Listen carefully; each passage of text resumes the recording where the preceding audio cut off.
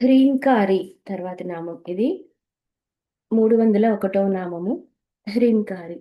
శ్రీ హ్రీంకార్యై నమః.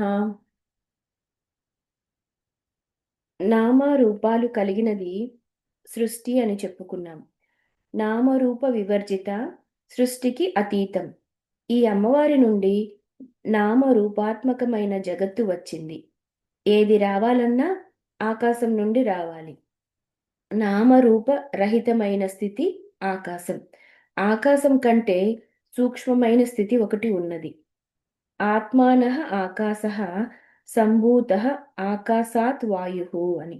నామరూప వివర్జిత దగ్గర నుండి నామరూపాత్మకమైన ప్రపంచం వరకు అమ్మవారే వ్యాపించి ఉన్నారు.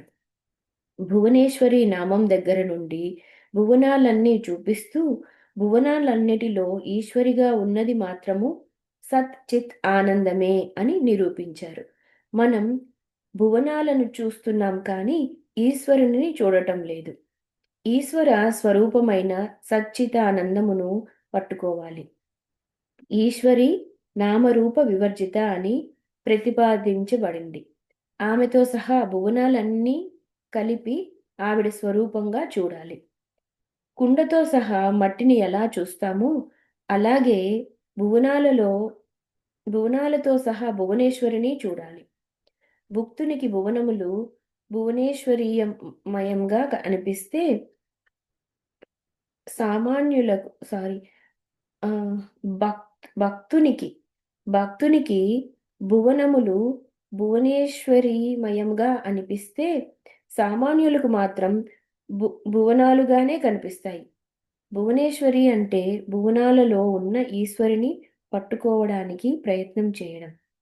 14 భువనాలలో ఎక్కడెక్కడ ఈశ్వరి ఉందో పరిశీలించాలి. పాదంలో అతలం మొదలై అతల వితల సుతల రసాతల నుండి భూహు వద్ద ఆధార స్థానం వచ్చింది. అక్కడ నుండి భువః మహః జనః తపః అని మొత్తం 7 లోకాలు వచ్చాయి. ఇవి సప్త భూమికలే. క్రింది సప్త పై సప్త భూమికలు కలిపి చతుర్దశ భువనములు. ఈ చతుర్దశ భువనములలో వ్యాపించి ఉన్న ఈశ్వరిని గ్రహించాలి. ఆ భువనములను మన శరీరమే అనుకుంటే కేంద్ర స్థానమైన హృదయంలో అమ్మవారిని ధ్యానించాలి. ఆ తల్లిని పట్టుకోవాలంటే పనికొచ్చే బీజం హ్రీంకారి. హ్రీంకారమే అమ్మ బీజము. శ్రీమాత, శ్రీ మహారాజ్ని, శ్రీమద్వాగ్భవ కూటైక నామాలలో శ్రీం బీజం కలిపారు. ఇక్కడ భువనేశ్వరి దేవి బీజమైన హ్రీంకారంను చెప్పారు. మొత్తం ఈ లలితా సహస్రనామంలో 3 బీజాలు నేరుగా చెప్పారు. మొదట శ్రీ, ఇక్కడ హ్రీం చెప్పారు. తరువాత క్లీం వస్తుంది. ఈ 3 ప్రధాన బీజములే కాకుండా లలితా సహస్రనామంలో రహస్య బీజములు చాలా ఉన్నాయి. హ్రీంకారి, హ్రీంకారము అమ్మ యొక్క రూపము. శబ్దాలను అక్షరాలు చేసి అక్షరాలను పదాలు చేస్తే గాని మనకు అర్థం కాదు. శబ్ద ప్రకంపనలో అర్థాలు ఉన్నాయి. ఆ అర్థం మనకి అర్థం కాకపోయినా కావాల్సిన అర్థం ఇస్తుంది. అర్థం అంటే ప్రయోజనం అనే మరొక అర్థం ఉంది. హ్రీం, ఓం అని 2 ఉన్నాయి. ఓం బ్రహ్మమును తెలియజేస్తుంది. హ్రీం శక్తిని తెలియజేస్తుంది. కనుక దీనిని భువనేశ్వరి బీజం అన్నారు. బ్రహ్మము ఓంకారము. ఓంకారమైన బ్రహ్మం ఎప్పుడు చెప్పారో అప్పుడు బ్రహ్మశక్తిని చెప్తారు. ఉదాహరణకి జ్యోతిని చెప్తే వెలుగుని చెప్పినట్లే కదా. బ్రహ్మమును చెప్తే శక్తిని కూడా చెప్పినట్లే. ఓంకారంలో బ్రహ్మమును శక్తితో కలిపి తెలుసుకుంటున్నాం. హ్రీంకారంలో శక్తిని బ్రహ్మంతో కలిపి తెలుసుకుంటున్నాం. అంతే తేడా. ఓంకారంలో అకార ఉకార మకారములున్నాయి. హ్రీంకారంలో హకార రకార ఈంకారములు ఉన్నాయి. పంచదశిలో ఒక్కొక్క అక్షరానికి 20 చొప్పున మొత్తం 300 అమ్మవారి నామాలు త్రిశతిలో వస్తాయి. అందులో హ్రీంకార బీజమునకు ప్రధానంగా నామాలు వస్తాయి. త్రిశతిలో ఒక్కొక్క అక్షరమునకు కొన్ని నామాలు శివుడు, కొన్ని నామాలు శక్తి చెప్పారు. కానీ హ్రీంకారంలో వచ్చే నామాలని ఇద్దరూ కలిపి చెప్పారు. ఎందుకంటే హ్రీంకారం ఉభయాత్మకం. శక్త్యాక్షరాణి సర్వాణి హ్రీంకారం ఉభయాత్మకం అన్నారు. హ్రీంకారం శివశక్తుల రూపం. అందుకే హ్రీశ్చతే లక్ష్మీశ్చ పత్న్యౌ అన్నప్పుడు వేదంలో హ్రీంకార, శ్రీంకారములు రెండూ చెప్పారు. ఈ రెండు ఓంకార స్వరూపుడైన బ్రహ్మమునకు పత్ని స్థానములలో ఉన్నాయి. ఆయన శక్తులే హ్రీంకార, శ్రీంకారాలుగా వచ్చాయని వేదమే చెప్పింది. నాదరూప నామానికి ఈ నామానికి కూడా సంబంధం ఉంది. నాదానికి ప్రధానమైన సామవేదంలో హ్రీంకారమే గొప్ప శక్తి అన్నారు. హీంకు రకారం కలిస్తే గొప్ప శక్తి. పృథ్వీ హీంకారం, ఆదిత్యుడు హీంకారం, ద్యౌః హీంకారం, ప్రజాపతి హీంకారం, ఉద్యత్ హీంకారం, మనో హీంకారం, స్వరం హీంకారం అని సామవేదంలో ఒక భాగం కనబడుతుంది. పరమాత్మ శక్తి చిశ్శక్తిగా వ్యాపించింది. దీనికి ఏ రూపం చూపించలేరు. కేవలం శక్తిగా వ్యాపించిపోయింది. శక్తిగా వ్యాపించిపోతే పరమాత్మను ఆకాశం అంటారు. ఆత్మనః ఆకాశః సంభూతః అన్నట్లుగా వ్యాపించిన ఆకాశంలో సమస్త సృష్టి జరిగింది. ఆకాశంలో ఏ చిశ్శక్తి వ్యాపించిందో ఆ శక్తే గ్రహాలు, నక్షత్రాలు, లోకాలు అన్ని రూపాలుగా వ్యక్తమయ్యింది. పురాణాలు చెప్తే చతుర్దశ పురాణాలు చెప్పే చతుర్దశ భువనాలు, విజ్ఞాన శాస్త్రంలోని జ్యోతిర్మండలాలు మొదలైనవి కూడా ఆకాశంలోనివే కదా. అందులో నుంచి అన్నీ వ్యక్తమవుతున్నాయి. మొట్టమొదటిది హ అనే ఆకాశ బీజం, దాని తరువాత ఈ అనే వాయు బీజం వచ్చింది. మూడోది రకారం తేజో బీజం. ఆకాశంలో దాగిన చిశ్శక్తి తత్వమంతా హ్రీం అనే బీజంలో ఉంది. ఆకాశంలో దాగిన తేజస్సు, వాయువు ఈ రెండు వ్యాపించి మిగతా భూత సృష్టి జరిగిందని తెలుసుకోవాలి. ప్రధానంగా ఈ మూడు భూతపరంగా కనబడుతున్నాయి. ఈశ్వర శక్తిని ఈ మూడింటి ద్వారా తెలుసుకుంటున్నాం. మనలో ఆకాశం హృదయస్థానం, వాయువు ప్రాణస్థానం, తేజస్సు అగ్ని చిశ్శక్తి యొక్క ప్రధాన స్థానం. వీటిని పట్టుకుంటూ వెళ్ళడమే సాధన. కుండలిని స్థానం కూడా అగ్నియే. అందుకే ప్రాణానల సంయోగముచే అని త్యాగయ్య అన్నారు.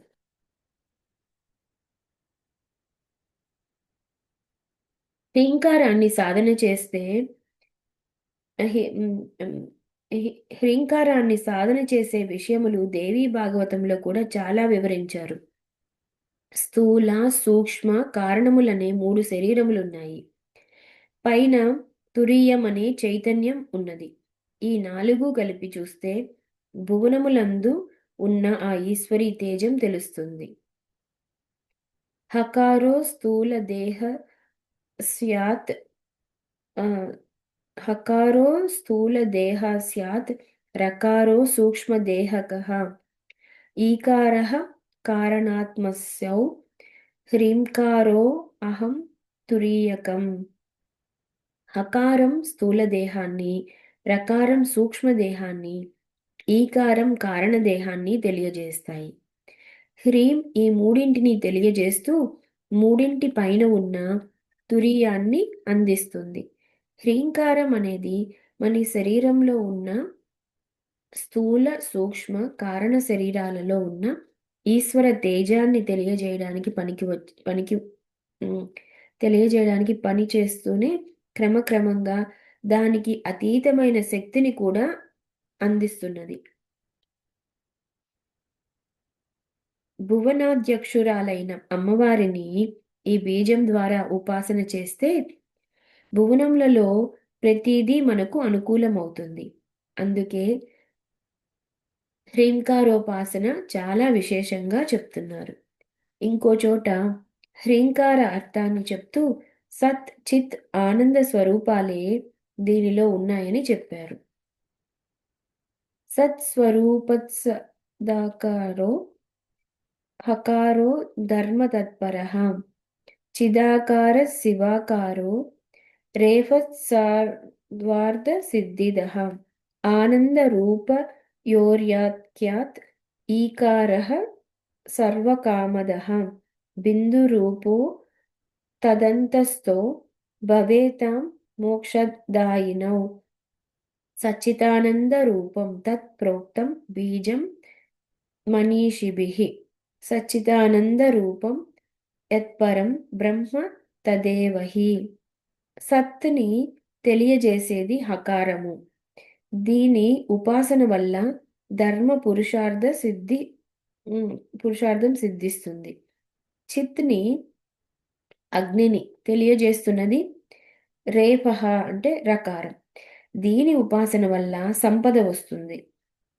అన్ని అర్థాలు సిద్ధిస్తాయి.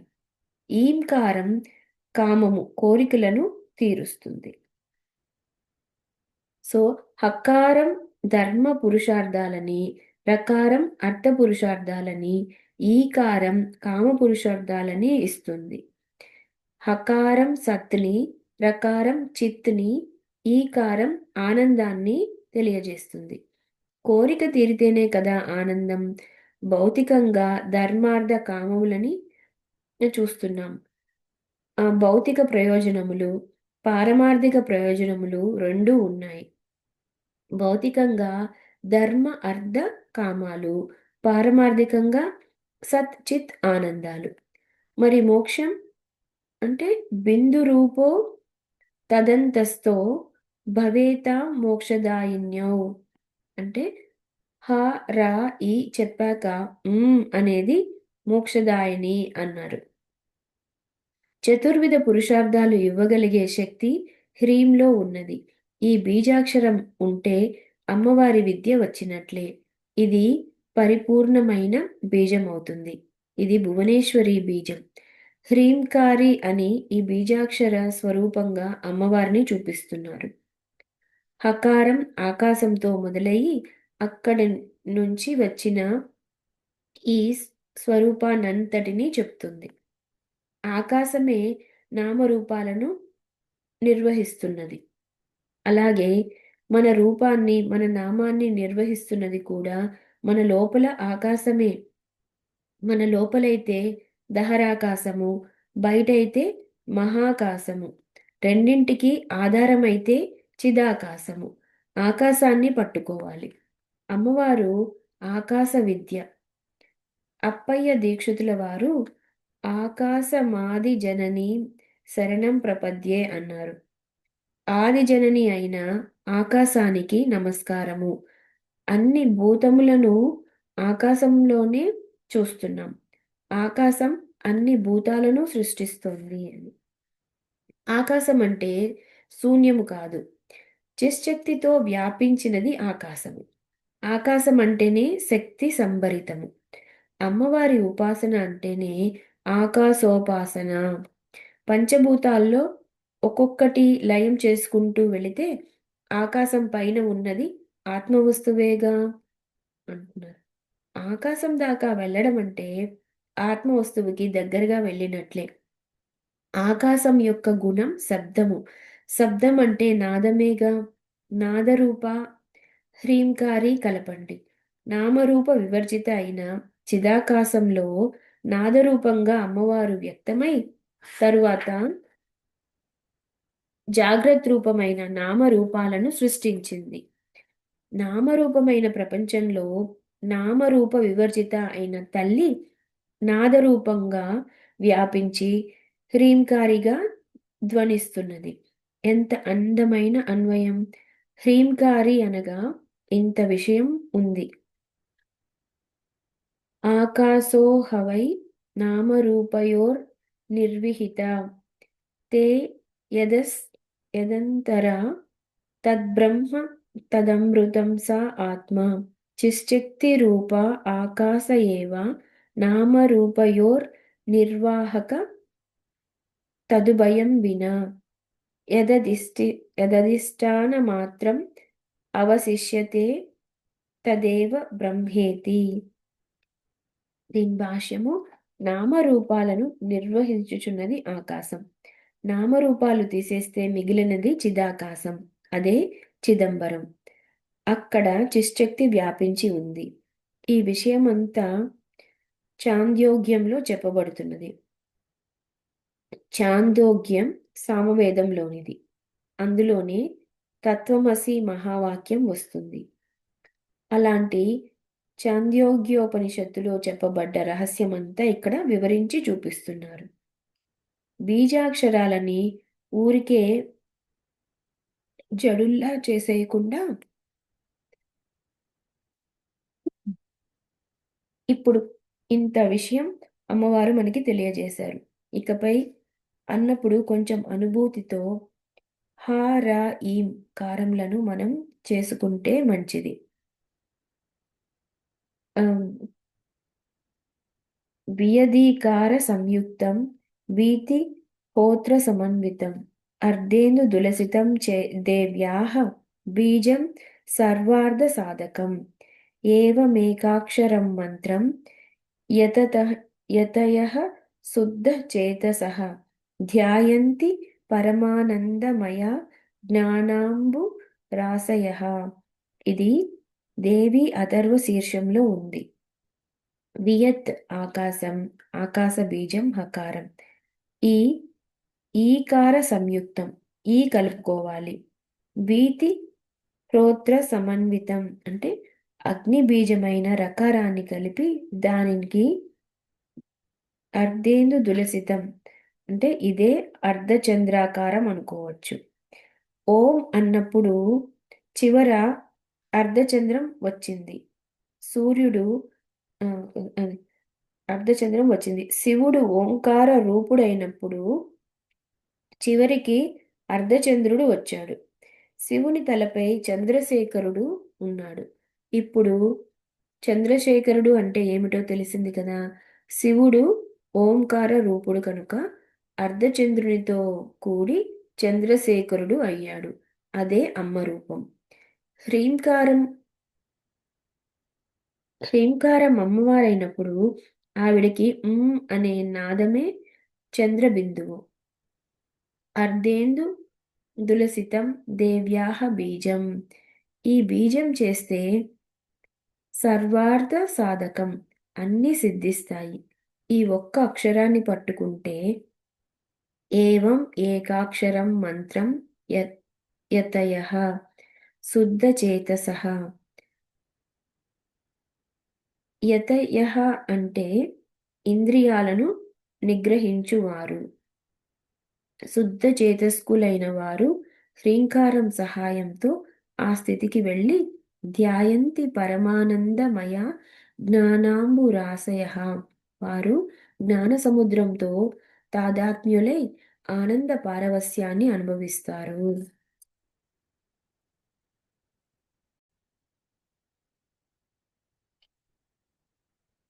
అమ్మవారు అనగా హ్రీంకార రూపిణి. నమస్తే భువనేశాని నమస్తే ప్రణవాత్మికే సర్వ వేదాంత సంసిద్ధే నమో హ్రీంకార మూర్తయే. అమ్మవారి లోకాన్ని వర్ణించినప్పుడు దేవి భాగవతంలో ఒక బ్రహ్మానందానికి ఒక బ్రహ్మాండానికి చెందిన బ్రహ్మ విష్ణు రుద్రులు ముగ్గురిని ఒకానొక విమానంలో అమ్మవారు పైకి పంపించారు. విమానం తనంత తాను వెళ్తోంది. అన్ని భువనాలు దాటిపోతోంది. అది ఎక్కడ ఆగితే అక్కడ వీరు దిగాలే తప్ప వారంతట వారు ఆపుకొని దిగడానికి లేదు. వారు అలా క్రమంగా మణిద్వీపానికి వెళ్ళారు. ఆ మణిద్వీపంలో రమ్యమైన కల్పవృక్షములు ఉన్నాయి.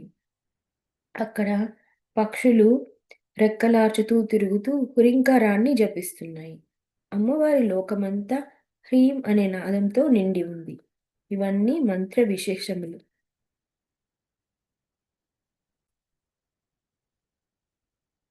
ఇవ ఓంకారానికి ప్రణవం, తారం, ధ్రువం అనే పేర్లున్నాయి. దీన్ని మాయా బీజం అంటారు.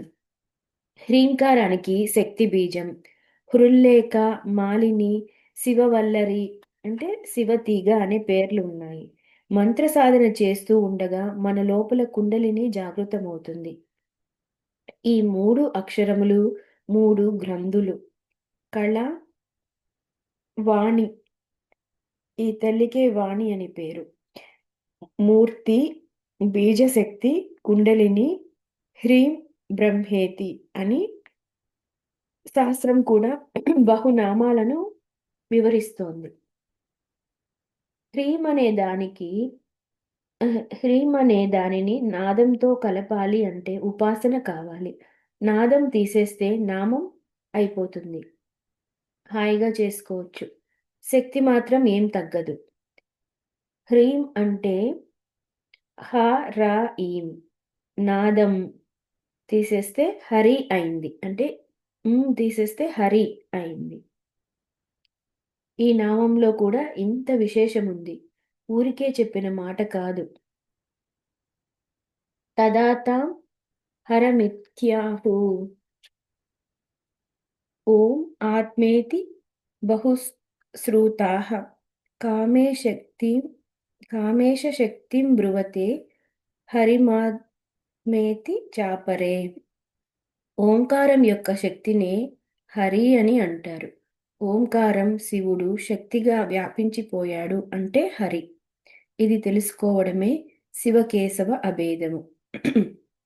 హరి అనే దాంట్లో ఇంత విషయం ఉంది. ఓం, తార, శక్తి, హరి ఇవన్నీ కూడా ఒకే విషయాన్ని తెలియజేస్తున్నాయి. హరి అంటే పరబ్రహ్మమే. హరి అను 2 అక్షరములు హరించుచు హరించును పాతకములు. హరి అను 2 అక్షరములు హరించును పాతకములు. భజంతి త్వాం ధన్యాః కతిచన చిదానందలహరీం. చిదానంద చిదానందల హరీం అని మనకు తెలియకుండానే ఇందులో బీజాక్షరం అంటున్నాం. శంకర భగవత్పాదుల వారు ఈ విధంగా కూరుస్తారు. నాదానికి ఈంకి ఉన్న అనుబంధం ఒకసారి చూస్తే, వేదమయీం నాదమయీం బిందుమయీం పరపదోద్యదిండు మయీం.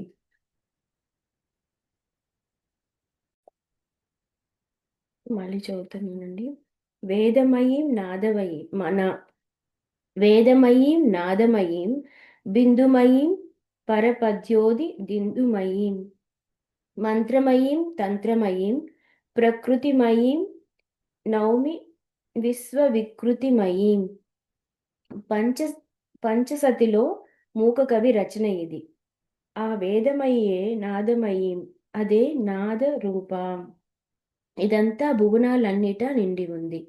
భువనాలు 14, వాటిలో ఉండే అంశాలు మాత్రం 8. అవే అష్టమూర్తులు. ధరణీమయీం, తరణీమయీం, పవనమయీం, గగన దహనోహ్రోతృమయీం,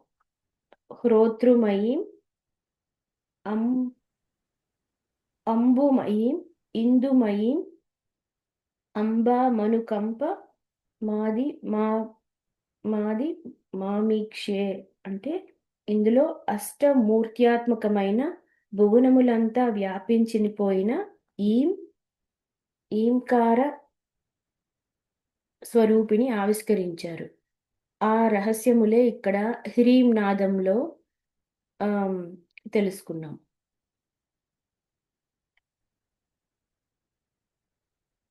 14 భువనములలో నిండి ఉన్న శక్తి అంతా 8 అంశాలంటండి. అదే అష్టమూర్తులు అని చెప్పారు. అదే ఈ హ్రీంకారం నాదంతో అంతా నిండిపోయింది అని చెప్తున్నారు. తరువాతి నామము హ్రీమతి. శ్రీ హ్రీమ్యత్యై నమః. మతి అంటే బుద్ధి, స్వభావము, స్వరూపము. అమ్మవారు హ్రీమతి, హ్రీం స్వరూపము. హ్రీమతి అన్నప్పుడు హ్రీం కలిసిపోయింది. హ్రీం ప్లస్ అతి. అమ్మవారి యొక్క స్వరూపము, స్వభావము హ్రీం. హ్రీమతి అంటే లజ్జ కలది. అమ్మవారి స్వభావము లజ్జ. హ్రీ అంటే సంస్కృతంలో సిగ్గు అని ఒక అర్థం ఉంది. శ్రద్ధయా దేయం భియా దేయం హ్రియా దేయం. లజ్జతో దానం చేయాలి అని వేదవాక్యం. హ్రీం తృతీయ విభక్తి చేస్తే హ్రియా అయింది. హ్రీం అనే బీజాక్షరాన్ని పట్టుకుని హ్రీ అని సిగ్గుకి తెచ్చేశాము. సిగ్గు అమ్మవారి రూపము. కులజన ప్రభవస్య లజ్జ. సప్తసతిలో ప్రత్యేకంగా లజ్జ అమ్మవారి రూపంగా చెప్పారు. యా శ్రీః స్వయం సుకృతినాం భువనేష్వలక్ష్మిః పాపాత్మానాం కృతధియాం హృదయేషు బుద్ధిః శ్రద్ధా సతాం కులజన ప్రభవస్య లజ్జ. ఉత్తమమైన జన్మ కలిగిన స్త్రీలలో, పురుషులలో లజ్జా రూపంగా ఆవిడ ఉంటుంది. లజ్జ అంటే బిడియం, చాలా గొప్ప లక్షణం. అమ్మవారు మహాపతివ్రత, లలిత మహాత్రిపుర సుందరి. పార్వతి అనగానే ఆవిడ లజ్జా రూపంగా గొప్ప స్వభావాన్ని చూపిస్తుంది. లజ్జ, మతి, తుష్టి, పుష్టి అనే అర్థాలు హ్రీ అనే పదానికి ఉన్నాయి. ఇవి కలది హ్రీమతి. కులస్త్రీ లక్షణం కనుక లజ్జతో బిడియంతో ఉంది. యాదేవి సర్వభూతేషు లజ్జారూపేణ సంస్థిత. నమస్తస్యై నమస్తస్యై నమస్తస్యై నమో నమః. ఆ లజ్జారూపమే హ్రీమతి. అధర్మం చేయడానికి వెనుకాడడమే లజ్జ అన్నారు. ఎవడో చెప్పాడని అధర్మం మానేయడమే కాదు, ఎవడో చూస్తాడని కొందరు అధర్మం చెయ్యరు. తరువాత ఎవడైనా పట్టుకుంటాడేమోనని అబద్ధాలు ఆడకుండా ఉంటారు. పరాశక్తి అనుగ్రహం ఎవరికి ఉంటుందో వారు సహజంగా ధర్మం ఆచరిస్తారు. అమ్మవారి అనుగ్రహం ఉంటేనే దివ్య గుణాలు వస్తాయి. ఉత్తమమైన గుణాలలో ఒకటి హ్రీ.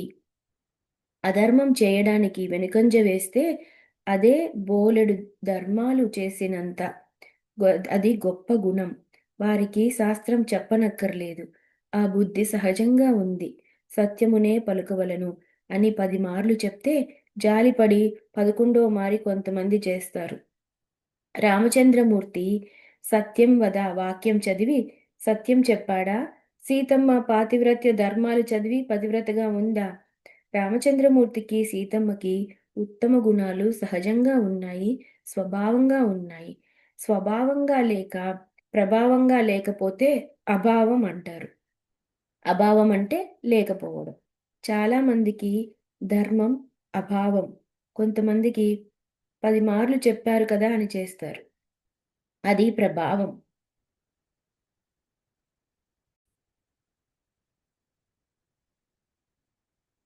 పుస్తకాలు చదవకుండానే కొందరు ధర్మం స్వభావ సిద్ధంగా ఆచరిస్తారు.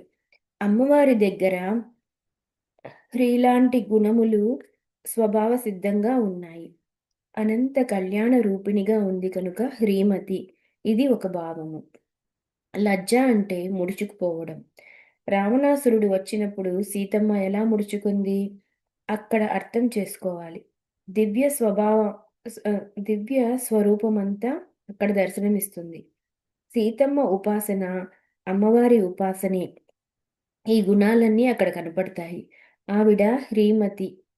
అసలే ఆవిడ బిడియంగా లజ్జగానే ఉంది. రావణాసురుడు రాగానే ఒక్కసారి ఎంత ముడుచుకుపోయింది. నిజానికి అయోధ్యలో మహారాణిగా ఉండవలసిన తల్లి ఎంతో బిడియంగా, రాచమర్యాదలతో ఉండవలసిన తల్లి రాక్షసుని చేత బంధింపబడి వనంలో ఉంది. మరుగులేదు. దుర్మార్గుడైన రావణాసురుడు వస్తే ఎలా ముడుచుకుపోయిందో వర్ణిస్తారు వాల్మీకి. ఊరువులు చుట్టూ చేతులు చుట్టుకొని మరింత వెనక్కి వెళ్ళిపోయింది. సోమకాసురుడు వచ్చినప్పుడు వేదకాంత ఎలా భయపడి వెనక్కి వెళ్ళిందో అలా వెళ్ళింది అన్నారు విశ్వనాథ సత్యనారాయణ గారు. అదే హ్రీమతి అంటే అర్థం. ఇంతవరకు ఉత్తమమైన గుణములుగా చెప్పుకున్నాం. హ్రీం అంతా ఆవిడ స్వభావము. ఇందులోనే సృష్టి స్థితి లయలన్నీ ఉన్నాయి కనుక అది ఆవిడ స్వభావం అనేది పరమార్థం. హ్రీం అంటే ముడుచుకొనుట, లోపలికి లాగుకొనుట. బయటకు పడితే ప్రపంచము, లోపలికి లాగితే లయం, విలీనం చేసుకొనుట. లోపలికి లాగేయటం అంటే అంతర్ముఖులను చేసి పరతత్వంలో లయం చేస్తుంది. ఎక్కడికి చేరితే మళ్ళీ బయటికి రామో ఆ చోటుకు లాగేయడమే. ఇది హ్రీం బీజంలో ఉన్న అసలు అర్థం. అందుకే అమ్మవారి 15 అక్షరాల మంత్రంలో ప్రతి కూటమికి ఆఖరి అక్షరం ఇదే. పరమాత్మలో లీనం చేసుకునే శక్తి హ్రీం, లయకారిణి ఇది అర్థం. అందుకే ఇది మోక్షకారిణి విద్య అని చెప్పబడుతోంది. అలా మోక్షం ఇవ్వడమే స్వభావంగా కలది కనుక హ్రీమతి అన్నారు. తరువాతి నామము హృద్య. శ్రీ హృద్యాయై నమః. మనోహరం, ఆకర్షణ, ఆహ్లాదం కలిస్తే అది హృద్యము. లోక వ్యవహారంలో కూడా ఏదైనా బాగుంటే ఆహా హృద్యంగా ఉందని అంటారు. అమ్మవారి స్వభావము హ్రీమతి. అమ్మవారి స్వరూపము హృద్య. మనోహరమైన రూపము స్వభావం కలది. ఈ నామం నుండి అంత అందం ఆనందమే వస్తుంటాయి. లలితాదేవి అంటేనే ఆనందం అందం. ఆ స్వరూపం అంతా హ్రీం బీజం విచ్చుకోగానే విజృంభిస్తుంది. నాహం తీర్థే నా కైలాసే వైకుంఠే వాన కర్హిచిత్ వసామి కింతు మత్ జ్ఞాని హృదయాంబోజో హృదయాంబోజ మధ్యమే. దేవి భాగవతంలో ఇది. నేను తీర్థంలో లేను, కైలాసంలో ఉండను, వైకుంఠంలో కూడా ఉండను. నా జ్ఞానుల హృదయ పద్మంలో ఉంటాను. ఇదే యోగి హృద్యాన గమ్యం. అందరి హృదయాలలో ఉన్నప్పటికీ యోగులకు మాత్రమే అనుభవానికి వస్తుంది. వారే ఆ స్థితిని అనుభవించగలరు. వారు శ్రీమతులే లోపలికి ముడిచేసుకున్నారు కనుక అనుభవించగలరు. అదే అంతర్ముఖ్యత్వం. అంతర్ముఖులయ్యారు కనుక హృదయంలో చూడగలిగారు. ఇది అమ్మవారి అసలు చిరునామా. ఇలా చెప్పగానే అమ్మవారు కైలాసంలో, వైకుంఠంలో, క్షేత్రంలో, తీర్థంలో ఉండరని అర్థం కాదు. అమ్మవారు ఉండే అసలు చోటు హృదయం. కానీ అక్కడ హృదయంలో చూడ్డానికి అడ్డుకునే పాపం పోవడానికి తీర్థాలు, క్షేత్రాలు తిరగాలి. హ్రీం బీజం వలన ముడుచుకున్న హృదయ కోసం విచ్చుకుంటుంది. విచ్చుకున్న చోట ఆ జ్ఞాన స్వరూపిణిగా అమ్మ భాసిస్తుంది. ప్రపంచాన్ని ముడి చేస్తుంది. పరమాత్మని విప్పుతుంది.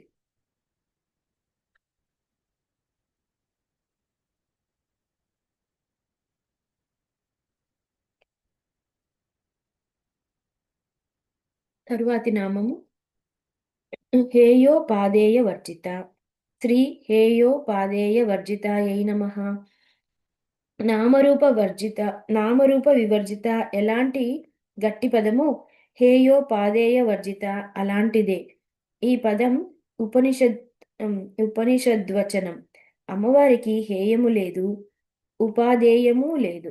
హేయము అంటే విడువదగినది, వదిలేయవలసినది అనేది. ఉపాదేయము అంటే తీసుకోవలసినది. ఏది స్వీకరించాలో అది ఉపాదేయము, ఏది విడిచిపెట్టాలో అది హేయము. లోకంలో జీవులందరికీ హేయోపాదేయాలు ఉంటాయి. సుఖం ఉపాదేయం, దుఃఖం హేయం. లాభం ఉపాదేయం, నష్టం హేయం. ఇలాగా ద్వంద్వాలు.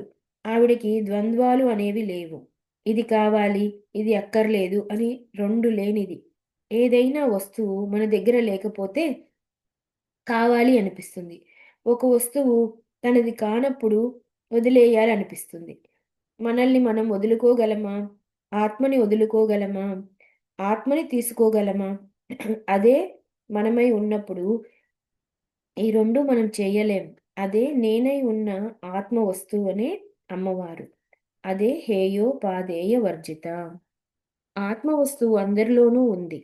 ప్రతివాడు కావాలంటే నా శరీరాన్ని ఇచ్చేస్తానంటాడు కానీ, నేనును ఇవ్వగలడా? అప్పుడే అర్థమవుతుంది శరీరం కూడా హేయమా, ఉపాదేయమా అనేది. శరీరమునకు కూడా ఆవల ఆత్మ వస్తువు ఉంది. అమ్మవారే ఆ ఆత్మ వస్తువు. అదే నామరూప వివర్జితం. అదే హేయోపాదేయ వర్జితం. మరొక అర్థం చెయ్యవలసిన కర్మలు ఉపాదేయములు, చెయ్యకూడని కర్మలు హేయములు. ఇదే విధి నిషేధము. ధర్మాధర్మములు ఈ 2 అమ్మవారికి లేవు కనుక ధర్మాధర్మ వివర్జిత అంటే ఏమిటో, హేయోపాదేయ వర్జిత అంటే అదే. నిప్పు నోట్లో వేసుకోవడానికి హేయము, నీరు ఉపాదేయము. అమ్మకి రెండింటి అవసరము స్పర్శ లేదు కనుక హేయోపాదేయ వర్జిత. జీవులకు కావలసినవి ప్రకృతి ప్రపంచము. అమ్మవారు ప్రకృతికి అతీతురాలు. హేయోపాదేయం గురించి ఆలోచన చేస్తూ ఉంటే స్వస్వరూపముగా ఉన్నదే అమ్మ అని స్పష్టమవుతుంది. అన్నీ వేదాంత వాక్యములే.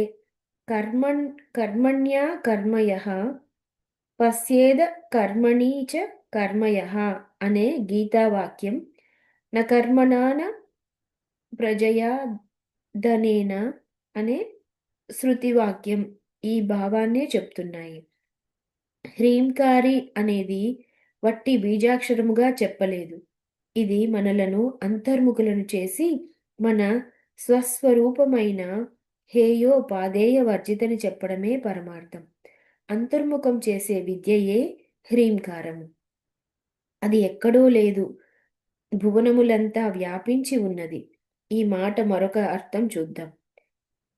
ఈ మాటలో మరొక అర్థం చూద్దాం. నేను ఒకరిని భక్తునిగా స్వీకరిస్తాను, ఒకరిని విడిచిపెడతాను అని లేదట. అమ్మవారి దగ్గరికి వెళ్ళడానికి నేను తగుదునా అనే ప్రశ్నించుకోకూడదు. ఎందుకంటే హే హేయోపాదేయాలు ఏమీ లేవుగా. అందుకే వీడు తగని వాడని ఎవ్వరినీ వదిలేయదు. వీడు తగినవాడని కొందరినే తీసుకోదు. అందరి పట్ల సమంగానే అమ్మ ఉంటుంది. సూర్యుడు మురికి కాలువ మీద, గంగ మీద కూడా ప్రకాశిస్తున్నాడు. మురికి కాలువ హేయమని గాని, గంగ ఉపాదేయమని గాని ఏమీ లేదు. అమ్మ నేను నీచుడనే ప్రపంచానికి నేను హేయమే కాని నీవు నన్ను అలా చూడవు తల్లి, అనుగ్రహిస్తావు. నీది సమదృష్టి. ఈ మాటలనే శంకరులు ఇలా అంటున్నారు. వనేవ హర్మ్యేవ సమకర నిపాతో హిమకరః. తల్లి ఒక ఉత్తముడు ఉపాదేయమని గాని అదముడైన అ- అం, అదముడైన నేను హేయమని గాని లేవు. నీ కారుణ్యము అందరి ఎడల సమముగా ఉన్నది. అమ్మ నీ కారుణ్యానికి హేయము ఉపాదేయము రెండూ లేవు. అందరినీ సమంగానే అనుగ్రహిస్తావు అని. సమం సర్వేషు భూతేషు తిష్టంతం పరమేశ్వరం అపి చేతుస్ దురాచారో భజంతే మమ మమనన్యభాక్ సాధురేవ స మంతస్యవ సమ్యగ్ గ్యహ్వసితో హి నసః అంటారు గీతలో కృష్ణ పరమాత్మ. ఎంత దురాచారపరుడైనా నిరంతరం నన్ను భజించినవాడు సాధువే. పరమాత్మయందు విచ్చుకున్న ప్రేమ మనకి ఉండాలి. అమ్మవారిని ప్రేమగా ఆశ్రయించగలిగితే చాలు. తరువాతి నామాలు రాజరాజార్చిత రాజ్ఞి రమ్య రాజీవలోచన. రకారము అగ్ని. దోషాలు ఏవైనా మిగిలి ఉంటే దహనం చేయడానికి వస్తుంది ఈ బీజాక్షరం.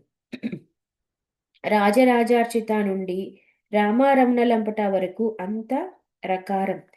ఇది కలిపితే గాని ఒకసారి అనుకుంటే అప్పటి వరకు ఉన్న నిరుత్సాహం పోయి ఉత్సాహం వస్తుంది. 'రా' అనే దాంట్లో ఉన్న అగ్ని అలాంటిది.